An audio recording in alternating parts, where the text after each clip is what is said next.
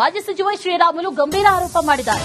ನಿಗಮದ ಹಣ ಎಗರಿಸಿ ಬಳ್ಳಾರಿ ಲೋಕಸಭೆ ಚುನಾವಣೆಗೆ ಬಳಕೆ ಆಗಿದೆ ಅನ್ನುವಂತ ಆರೋಪವನ್ನ ಈಗ ಶ್ರೀರಾಮುಲು ಮಾಡ್ತಾ ಇದ್ದಾರೆ.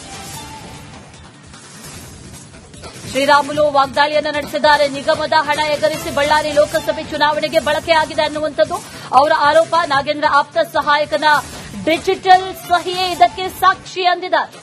ಮಾತಾಡಿದ್ದಾರೆ ನೋಡಿ ಶ್ರೀರಾಮುಲು. ಯಾರ್ಯಾರಿಗೆ ಹಾಕಿದಿರ್ತಾವು ಬೇರೆ ಬ್ಯಾಂಕ್ ವರ್ಗಾವಣೆ ಮಾಡಿ ಸುಮಾರಿಗೆ 1000 ಅಕೌಂಟ್ಗಳಿಗೆ ಯಾರ್ಯಾರಿಗೆ ಹಾಕಿದಿರ್ತಾವು?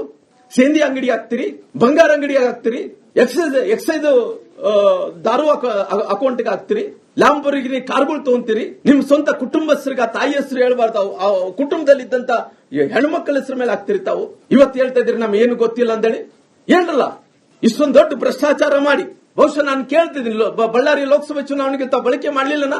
ಬಳ್ಳಾರಿ ಲೋಕಸಭೆ ಚುನಾವಣೆಗೆ ಆ ಮಹರ್ಷಿ ವಾಲ್ಮೀಕಿ ಅಭಿವೃದ್ಧಿ ನಿಗಮನ ಹಣವನ್ನು ನಿಮ್ ಡಿಜಿಟಲ್ ಪ್ರೂಫ್ ಅಲ್ಲಿ ನಿಮ್ಮ ಪರ್ಸನಲ್ ಅಸಿಸ್ಟೆಂಟ್ ವಿಜಯ್ ಕುಮಾರ್ ಅಲ್ಲಿ ಡಿಜಿಟಲ್ ಸೈನ್ ಅಲ್ಲಿ ಡಿಜಿಟಲ್ ಅಕೌಂಟ್ ಅಲ್ಲಿ ಸಿಕ್ಕಿದೆ. ಇಂತಿಂತವರಿಗೆ ಬಳ್ಳಾರಿ ಜಿಲ್ಲೆಯಲ್ಲಿ ಇಂತಿಂತವರಿಗೆ ನಾವೆಲ್ಲರಿಗೂ ಹಣವನ್ನು ಕೊಟ್ಟಿದ್ವಿ.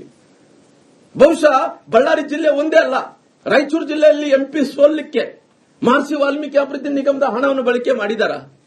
ಕೊಪ್ಪಳದಲ್ಲಿ ಏನಿವತ್ತು ಲೋಕಸಭೆ ಚುನಾವಣೆಯಲ್ಲಿ ಸೋಲಿಕ್ಕೆ ಮಹರ್ಷಿ ವಾಲ್ಮೀಕಿ ಅಭಿವೃದ್ಧಿ ನಿಗಮದ ಹಣವನ್ನು ಬಳಕೆ ಮಾಡಿದಾರ. ಅದೇ